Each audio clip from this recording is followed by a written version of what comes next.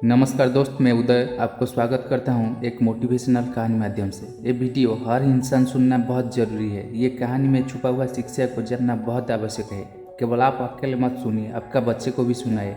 आपका कोई भी फ्रेंड्स को चाहिए तो शेयर कीजिए, क्योंकि ये वीडियो बहुत इंपॉर्टेंट है। दोस्त, जीवन में कौन सी चीज़ बहुत काम में आता है? सुंदरता, बाहुबल, संपर्क या पैसा? इनमें से क्या जीवन में सबसे ज़्यादा इम्पोर्टेंट चीज़ क्या है? इसको हर इंसान जानना बहुत आवश्यक है, और बहुत कम उम्र से, नहीं तो जीवन का रास्ता गड़बड़ी हो जाएगा। तो दोस्त, चलिए कहानी शुरू करेंगे। एक बहुत बड़ा राजा थे। उनका कार्य और व्यवहार बहुत सुंदर था। वो राजा उनके प्रजागण को खुद की पुत्र जैसा देखते थे। उनका शासन में सब खुशी थे, लेकिन उनका एक चीज़ में कमी थी। उनका कोई भी संतान नहीं था। एक दिन राजा सब मंत्रीगण को बुलाए और बोले, मंत्रीगण, आप सबके ऊपर मैं एक बड़ा काम देता हूँ। हमारे राज्य में जितने लोग हैं सबको बुलाओ, और उनमें से जो राजा होने के लिए सक्षम है उसको चुनो। मेरा उम्र बहुत हो गया है, मैं विश्राम लेना चाहता हूँ।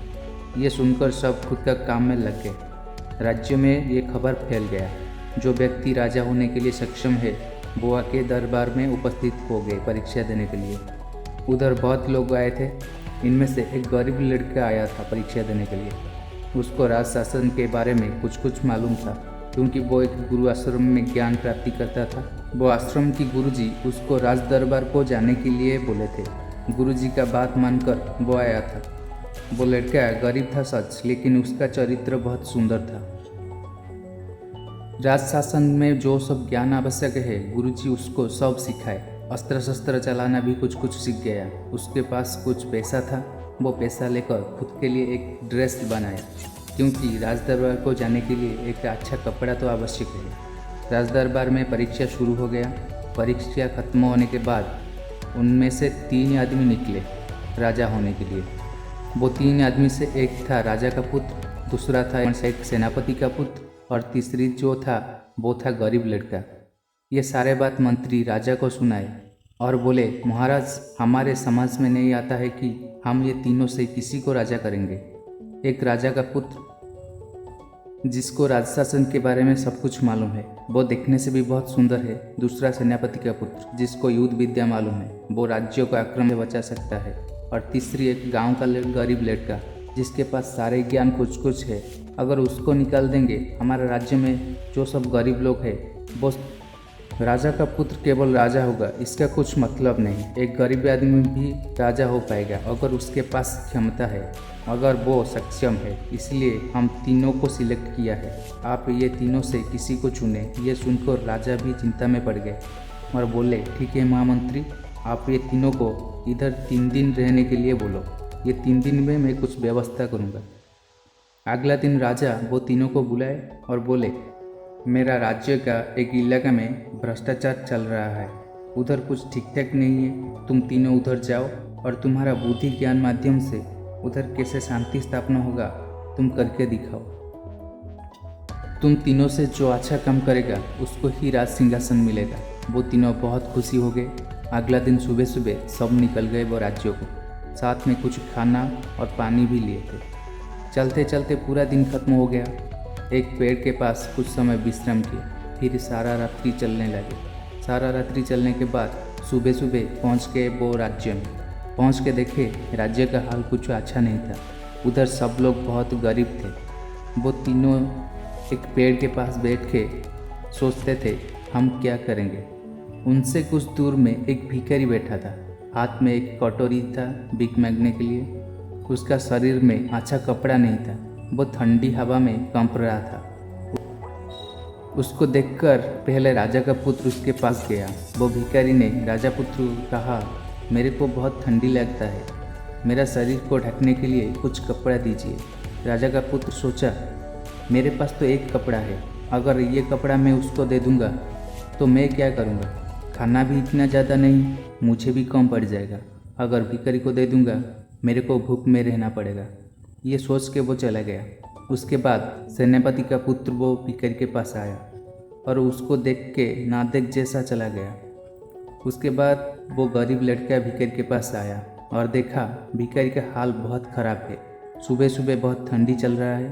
ठंडी की वजह से भिखारी कंप रहा है। भिखारी ने वो गरीब लड़का को कहा, मुझे कुछ मदद करो।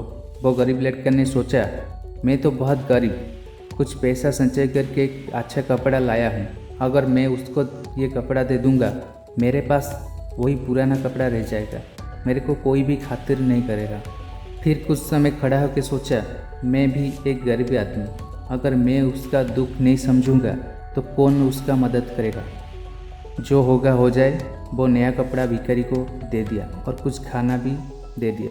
उसके बाद वो तीनों जाकर वो छोटा राज्य का राज दरबार में पहुंच गए। उधर मंत्री थे, उनके साथ कुछ बातचीत किए, राज शासन के बारे में बातचीत किए। उसके बाद वो तीनों लौट आए राज दरबार को। सबकी मन में ये भावना चल रहा था कि कौन राजा होगा। सब सोचते थे कि राजा का पुत्र जरूर राजा होगा, और कुछ लोग सोचते थे कि सेनापति का पुत्र बहुत बलवान, उसको युद्ध विद्या मालूम, वो ही राजा होगा। कुछ समय के बाद महाराजा आ गए और राजमुकुट को वो गरीब आदमी को सर में दे दिए। ये देखकर सब लोग चौंक गए। महाराज ने क्या कर दिए? जिसको राज शासन के बारे में कुछ मालूम नहीं, महाराज उसको राजमुकुट पहना दिए। मंत्रीगण महाराज को पूछे, महाराज आप ऐसा क्यों किए? महाराज बोले, ये तीनों को पूछो, मैं ऐसा क्यों किया। वो तीनों बोले, नहीं महाराज, हमको तो कुछ मालूम नहीं। महाराज हंसने लगे और बोले, 2 दिन पहले तुम तीनों एक भिखारी को देखा था। वो भिखारी बहुत ठंडी में कंप रहा था। वो तुमको कुछ मदद करने के लिए बोला था। राजा का पुत्र और सेनापति का पुत्र वो भिखारी का बात को ध्यान नहीं दिया, लेकिन एक गरीब आदमी उसका बात को सुना और उसको मदद किया, उसका दुख को समझ लिया, उसका खाना और कपड़ा वो भिखारी को दे दिया। मुझे ऐसा राजा चाहिए जो इंसान का दुख को समझेगा। राजा का पुत्र के पास राज शासन ज्ञान है, सेनापति पुत्र के पास युद्ध विद्या है, ये सब मैं वो गरीब आदमी को सिखा दूंगा। लेकिन उसके पास जो दया है, दूसरों को मदद करने का जो विद्या है, वो मैं उनको, इसलिए मैं उसको चुना राजा होने के लिए।